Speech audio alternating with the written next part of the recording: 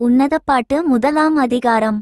Solomon பாடின உன்னதப்பாட்டு. அவர் தமது வாயின் முத்தங்களால் என்னை முத்தமிடுவாராக. உமது நேசம் திராட்சரசத்தை பார்க்கிலும் இன்பமானது. உமது பரிமளதைலங்கள் இன்பமான வாசனையுள்ளவைகள். உமது நாமம் ஊற்றுண்ட பரிமளதைலமாயிருக்கிறது. ஆகையால் கன்னியர்கள் உம்மை நேசிக்கிறார்கள். என்னை இழுத்துக்கொள்ளும், உமக்கு பின்னே ஓடி வருவோம். ராஜா என்னை தமது அறைகளில் அழைத்து கொண்டு வந்தார். நாங்கள் உமக்குள் களிகூர்ந்து மகிழுவோம். திராட்சரசத்தை பார்க்கிலும் உமது நேசத்தை நினைப்போம். உத்தமர்கள் உம்மை நேசிக்கிறார்கள். எருசலேமின் குமாரத்திகளே, கேதாரின் கூடாரங்களைப் போலவும் சாலோமோனின் திரைகளைப் போலவும் நான் கருப்பாயிருந்தாலும் அழகாயிருக்கிறேன். நான் கருப்பாயிருக்கிறேன் என்று பாராதேயுங்கள். வெயில் என்மேற்பட்டது. என் தாயின் பிள்ளைகள் என்மேல் கோபமாயிருந்து என்னை திராட்சத் தோட்டங்களுக்கு காவற்காரியாக வைத்தார்கள். என் சொந்த திராட்சத் தோட்டத்தையோ நான் காக்கவில்லை.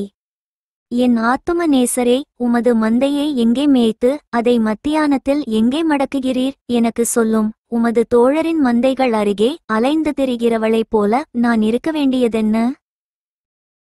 ஸ்திரீகளில் ரூபவதியே, அதை நீ அறியாயாகில் மந்தையின் காலடிகளை தொடர்ந்து போய் மேய்ப்பர்களுடைய கூட்டாரங்களண்டையில் உன் ஆட்டுக்குட்டிகளை மேயவிடு.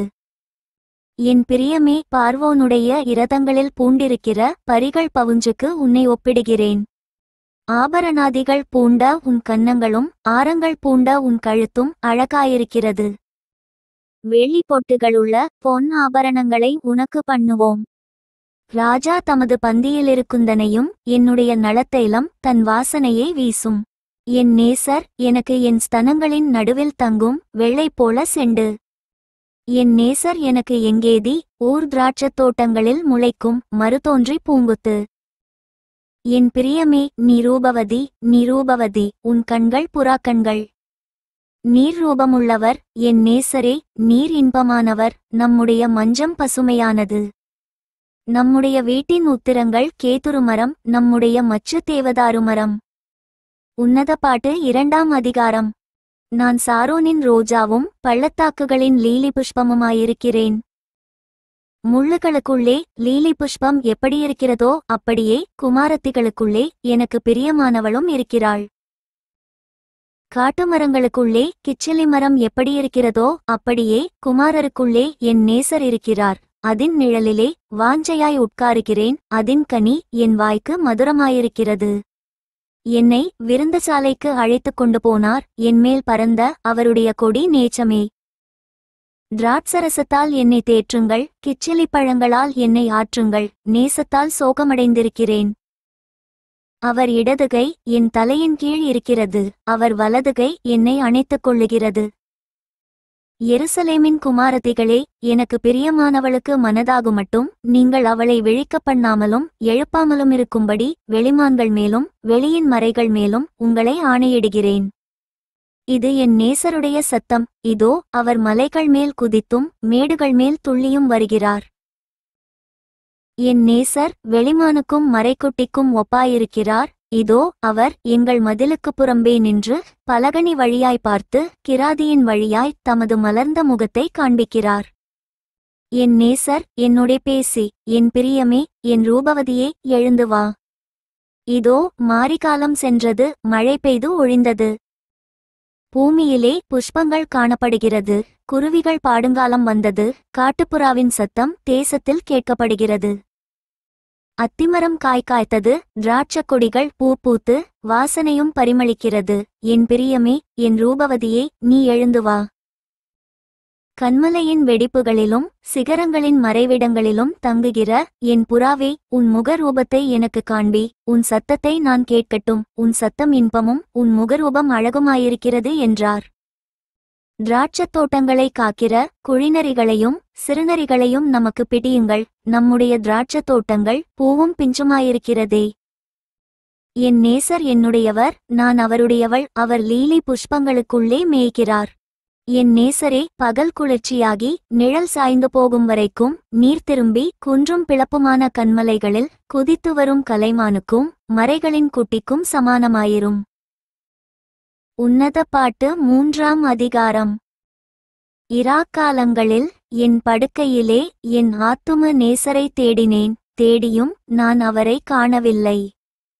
நான் எழுந்து நகரத்தின் வீதிகளிலும் தெருக்களிலும் திரிந்து என் ஆத்தும நேசரை தேடுவேன் என்றேன், தேடியும் நான் அவரை காணவில்லை. நகரத்திலே திரிகிற காவலாளர் என்னை கண்டார்கள், என் ஆத்துமநேசரை கண்டீர்களா என்று அவர்களை கேட்டேன். நான் அவர்களை விட்டு கொஞ்ச தூரம் கடந்து போனவுடனே என் ஆத்தும நேசரை கண்டேன். அவரை நான் என் தாயின் வீட்டிலும் என்னை பெற்றவளின் அறையிலும் கொண்டு வந்து விடுமட்டும் விடாமல் பற்றிக் கொண்டேன். எருசலேமின் குமாரத்திகளே, எனக்கு பிரியமானவளுக்கு மனதாகுமட்டும் நீங்கள் அவளை விழிக்க பண்ணாமலும் எழுப்பாமலுமிருக்கும்படி வெளிமான்கள் மேலும் வெளியின் மறைகள் மேலும் உங்களை ஆணையிடுகிறேன். வெள்ளைப்போளத்தினாலும் சாம்பிராணியினாலும் வர்த்தகருடைய சகலவித கந்தப்பொடியினாலும் உண்டாகிய வாசனையை வீசி தூபஸ்தம்பங்களைப் போல் வனாந்தரத்திலிருந்து வருகிற இவர் யார்? இதோ சாலொமோனுடைய மஞ்சம், இஸ்ரவேலின் சவுரியவான்களில் 60 சவுரியவான்கள் அதை சுற்றி நிற்கிறார்கள். இவர்கள் எல்லாரும் பட்டயம் பிடித்து யுத்தத்துக்கு பழகினவர்களாயிருக்கிறார்கள். இராக்கால பயத்தினிமித்தம் அவனவனுடைய பட்டயம் அவனவன் அறையிலிருக்கிறது. சாலொமோன் ராஜா தனக்கு லீபனோனின் மரத்தினால் ஒரு இரதத்தை பண்ணுவித்தார்.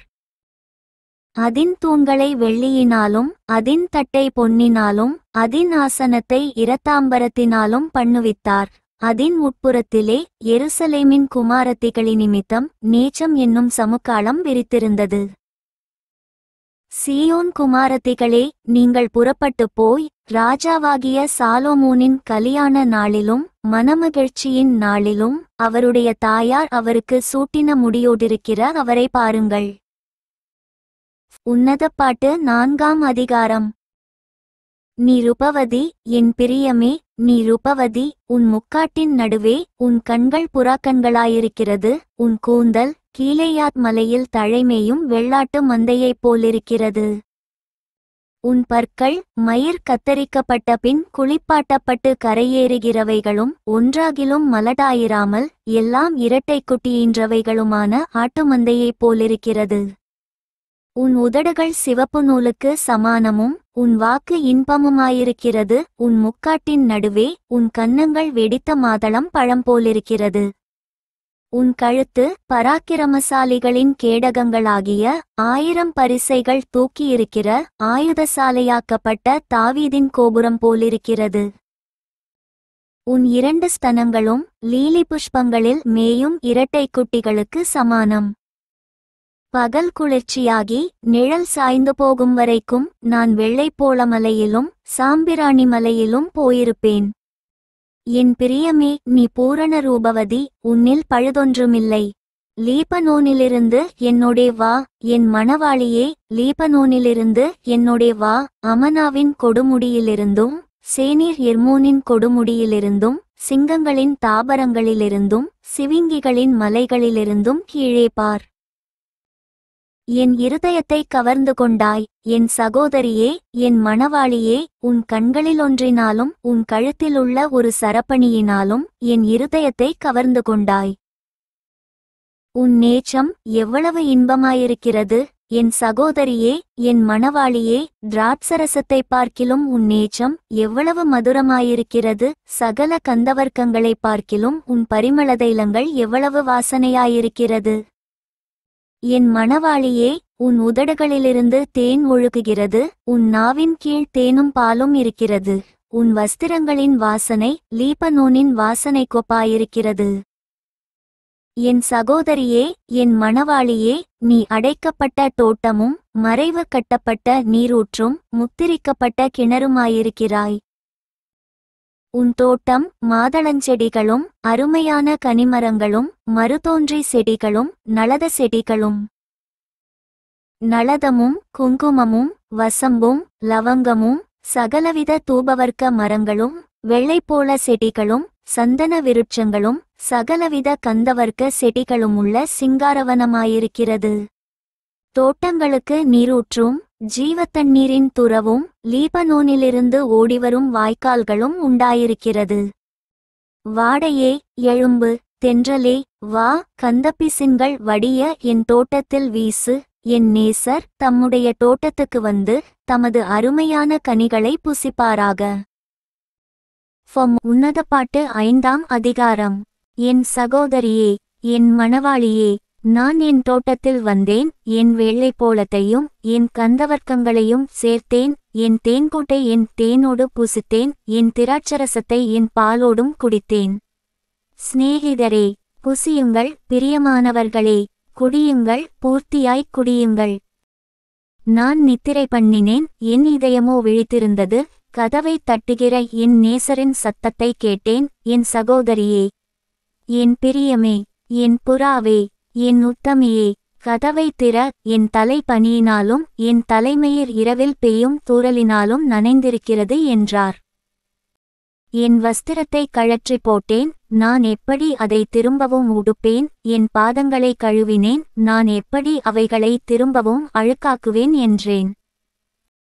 என் நேசர் தமது கையை கதவு துவாரத்தின் வழியாய் நீட்டினார். அப்பொழுது என் உள்ளம் அவர் நிமித்தம் பொங்கினது. என் நேசருக்கு கதவை திறக்க நான் எழுந்தேன். பூட்டின கைப்பிடிகளில் மேல் என் கைகளிலிருந்து வெள்ளைப்போளமும் என் விரல்களிலிருந்து வாசனையுள்ள வெள்ளைப்போளமும் வடிந்தது. என் நேசருக்கு கதவை திறந்தேன், என் நேசரோ இல்லை, போய்விட்டார். அவர் சொன்ன வார்த்தையால் என் ஆத்துமா சோர்ந்து போயிற்று. அவரை தேடினேன், அவரை காணவில்லை. அவரை கூப்பிட்டேன், அவர் எனக்கு மறுஉத்தரவு கொடுக்கவில்லை. நகரத்தில் திரிகிற காவலாளர் என்னைக் கண்டு என்னை அடித்து என்னை காயப்படுத்தினார்கள். அலங்கத்தின் காவற்காரரோ என்மேலிருந்த என் போர்வையை எடுத்துக்கொண்டார்கள். எருசலேமின் குமாரத்திகளே, என் நேசரை கண்டீர்களானால் நான் நேசத்தால் சோகமடைந்திருக்கிறேன் என்று அவருக்குச் சொல்லும்படி உங்களை ஆணையிடுகிறேன். ஸ்திரீகளுக்குள் ரூபவதியே, மற்ற நேசரை பார்க்கிலும் உன் நேசர் எதில் விசேஷித்தவர்? நீ இப்படி எங்களை ஆணையிட, மற்ற நேசரை பார்க்கிலும் உன் நேசர் எதினால் விசேஷித்தவர்? என் நேசர் வெண்மையும் சிவப்புமானவர், 10,000 பேர்களில் சிறந்தவர். அவர் தலை தங்கமயமாயிருக்கிறது, அவர் தலைமயிர் சுருள் சுருளாயும் காகத்தைப் போல் கருமையாயுமிருக்கிறது. அவருடைய கண்கள் தண்ணீர் நிறைந்த நதிகளின் ஓரமாய்த் தங்கும் புறாக்கண்களுக்கு ஒப்பானவைகளும் பாலில் கழுவப்பட்டவைகளும் நேர்த்தியாய் பதிக்கப்பட்டவைகளுமாயிருக்கிறது. அவர் கன்னங்கள் கந்தவர்க்கப்பாத்திகளைப் போலவும் வாசனையுள்ள புஷ்பங்களைப் போலவும் இருக்கிறது. அவர் உதடுகள் லீலி புஷ்பங்களைப் போன்ற வாசனையுள்ள வெள்ளைப்போளம் அதிலிருந்து வடிகிறது. அவர் கரங்கள் படிகப்பச்சை பதித்த பொன் வளையல்களைப் போலிருக்கிறது. அவர் அங்கம் இந்திரநீல இரத்தினங்கள் இழைத்த பிரகாசமான யானை தந்தத்தைப் போலிருக்கிறது. அவர் கால்கள் பசும்பொன் ஆதாரங்களின் மேல் நிற்கிற வெள்ளைக்கல் தூண்களைப் போலிருக்கிறது. அவர் ரூபம் லீபனோனைப் போலவும் கேதுருக்களைப் போலவும் சிறப்பாயிருக்கிறது. அவர் வாய் மிகவும் மதுரமாயிருக்கிறது. அவர் முற்றிலும் அழகுள்ளவர். இவரே என் நேசர், எருசலேமின் குமாரத்திகளே, இவரே என் சிநேகிதர். உன்னத பாட்டு 6ஆம் அதிகாரம். உன் நேசர் எங்கே போனார்? ஸ்திரீகளில் ரூபவதியே, உன் நேசர் எவ்விடம் போய்விட்டார்? உன்னோடே கூட நாங்களும் அவரை தேடுவோம். தோட்டங்களில் மேயவும் லீலி புஷ்பங்களை கொய்யவும் என் நேசர் தமது தோட்டத்துக்கும் கந்தவர்க்க பாத்திகளுக்கும் போனார். நான் என் நேசருடையவள், என் நேசர் என்னுடையவர், அவர் லீலி புஷ்பங்களுக்குள்ளே மேய்கிறார். என் பிரியமே, நீ திர்சாவைப் போல் சவுந்தரியமும் எருசலேமைப் போல் வடிவமும் கொடிகள் பறக்கும் படையைப் போல் கெடியுமானவள். உன் கண்களை என்னை விட்டு திருப்பு, அவைகள் என்னை வென்றது. உன் அழகபாரம் கீலேயாத் மலையிலே தழைமேயும் வெள்ளாட்டு மந்தையைப் போலிருக்கிறது. உன் பற்கள் குளிப்பாட்டப்பட்டு கரையேறுகிறவைகளும் ஒன்றானாலும் மலட்டாயிராமல் இரட்டை குட்டியின்றவைகளுமான ஆட்டு மந்தையைப் போலிருக்கிறது. உன் முக்காட்டின் நடுவே உன் கன்னங்கள் வெடித்த மாதளம்பழம் போலிருக்கிறது. ராஜஸ்திரீகள் 60 பேரும் மறுமனையாட்டிகள் 80 பேருமுண்டு, கன்னியருக்கு தொகையில்லை. என் புறாவோ என் உத்தமியோ ஒருத்தியே, அவள் தன் தாய்க்கு ஒரே பிள்ளை, அவள் தன்னை பெற்றவளுக்கு அருமையானவள். குமாரத்திகள் அவளைக் கண்டு அவளை வாழ்த்தினார்கள். ராஜஸ்திரீகளும் மறுமனையாட்டிகளும் அவளை போற்றினார்கள். சந்திரனைப் போல் அழகும் சூரியனைப் போல் பிரகாசமும் கொடிகள் பறக்கும் படையைப் போல் கெட்டியுமுள்ளவளாய் அருணோதயம் போல் உதிக்கிற இவள் யார்? பள்ளத்தாக்கிலே பழுத்த கனிகளை பார்க்கவும் திராட்சச் செடிகள் துளிர்விட்டு மாதளஞ்செடிகள் பூத்ததா என்று அறியவும் வாதுமை தோட்டத்துக்கு போனேன். நினையாததுக்கு முன்னே என் ஆத்துமா என்னை அம்மினதாபின் இரதங்களுக்கு ஒப்பாக்கிற்று. திரும்பி வா, திரும்பி வா, சூலமித்தியே, நாங்கள் உன்னை பார்க்கும்படிக்கு திரும்பி வா, திரும்பி வா. சூலமித்தியில் நீங்கள் என்னத்தை பார்க்கிறீர்கள்? அவள் 2 சேனையின் கூட்டத்துக்கு சமானமானவள். உன்னதப்பாட்டு 7ஆம் அதிகாரம். ராஜகுமாரத்தியே, பாதரட்சைகளிட்ட உன் பாதங்கள் மிகவும் அழகாயிருக்கிறது. உன் இடுப்பின் வடிவு விசித்திர தொழிற்காரரின் வேலையாகிய பூஷணம் போலிருக்கிறது. உன் நாபி திராட்சரசம் நிறைந்த வட்டக்கலசம் போலிருக்கிறது. உன் வயிறு லீலி புஷ்பங்கள் சூழ்ந்த கோதுமை அம்பாரம் போலிருக்கிறது. உன் 2 ஸ்தனங்களும் வெளிமானின் இரட்டை குட்டிகளுக்கு சமானமாயிருக்கிறது. உன் கழுத்து யானை தந்தத்தினால் செய்த கோபுரத்தைப் போலவும் உன் கண்கள் எஸ்போனிலே பத்ரபீம் வாசலண்டையிலிருக்கும் குளங்களைப் போலவும் உன் மூக்கு தமஸ்குவின் திசையை நோக்கும் லீபனோனின் கோபுரத்தைப் போலவும் இருக்கிறது. உன் சிரசு கர்மேல் மலையைப் போலிருக்கிறது. உன் தலைமயிர் இரத்தாம்பரமயமாயிருக்கிறது. ராஜா நடைகாவணங்களில் மயங்கி நிற்கிறார். மனமகிழ்ச்சியை உண்டாக்கும் என் பிரியமே, நீ எவ்வளவு ரூபவதி, நீ எவ்வளவு இன்பமுள்ளவள். உன் உயரம் பனைமரத்தொழுங்கு போலவும் உன் ஸ்தனங்கள் திராட்சக் குலைகள் போலவும் இருக்கிறது. நான் பனைமரத்திலேறி அதின் மடல்களை பிடிப்பேன் என்றேன். இப்பொழுதும் உன் ஸ்தனங்கள் திராட்சக் குலைகள் போலவும் உன் மூக்கின் வாசனை கிச்சிலிப்பழங்கள் போலவும் இருக்கிறது. உன் தொண்டை என் நேசர் குடிக்கையில் மெதுவாயிறங்குகிறதும் உறங்குகிறவர்களின் உதடுகளை பேச பண்ணுகிறதுமான நல்ல திராட்சரசத்தைப் போலிருக்கிறது. நான் என் நேசருடையவள், அவர் பிரியம் என்மேலிருக்கிறது. வாரும் என் நேசரே, வயல்வெளியில் போய் கிராமங்களில் தங்குவோம். அதிகாலையிலே திராட்சத் தோட்டங்களுக்கு போவோம். திராட்சக் கொடி துளிர்த்து அதின் பூ மலர்ந்ததோ என்றும் மாதளஞ்செடிகள் பூ பூத்ததோ என்றும் பார்ப்போம். அங்கே என் நேசத்தின் உச்சிதங்களை உமக்கு தருவேன்.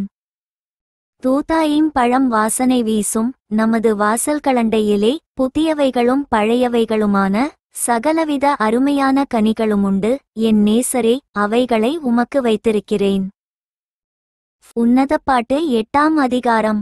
ஆ, நீர் என் தாயின் பால் குடித்த என் சகோதரனைப் போலிருந்தீரானால் நான் உம்மை வெளியிலே சந்தித்து முத்தமிடுவேன். என்னை நிந்திக்கவுமாட்டார்கள்.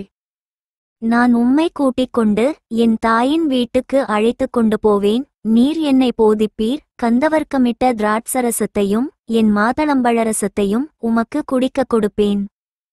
அவர் இடதுகை என் தலையின் கீழிருக்கும், அவர் வலதுகை என்னை அணைக்கும். எருசலேமின் குமாரத்திகளே, எனக்கு பிரியமானவளுக்கு மனதாகுமட்டும் நீங்கள் அவளை விழிக்க பண்ணாமலும் எழுப்பாமலும் இருக்க உங்களை ஆணையிடுகிறேன். தன் நேசர்மேல் சார்ந்து கொண்டு வனாந்தரத்திலிருந்து வருகிற இவள் யார்? கிச்சிலிமரத்தின் கீழ் உம்மை எழுப்பினேன். அங்கே உமது தாய் உம்மை பெற்றாள்.